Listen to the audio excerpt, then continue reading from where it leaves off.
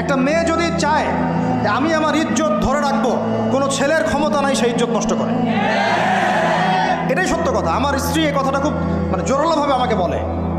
আমি যখন রাস্তায় হাঁটবো, আমি যদি চাই তাহলে কোনো ছেলে আমার কাছে ঘেঁষতে পারবে না।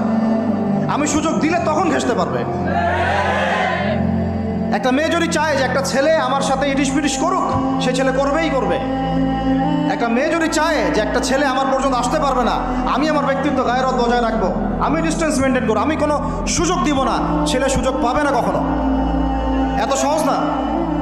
সর্বোচ্চ তখন কি করতে পারে, ধরে 10 জন মিলে ধরে ওকে জোর করে তার সাথে কিছু করতে পারে। ওরকম কিছু করলে তো আল্লাহর গজব নেমে আসবে। ওই যে সারা আলাইহিস সালামকে তুলে নিয়ে গিয়েছিলেন একটা বাচ্চা, মনে নেই আপনাদের? সারা আলাইহিস সালামকে একটা বাচ্চা এরকম উঠাই নিয়ে আসছে।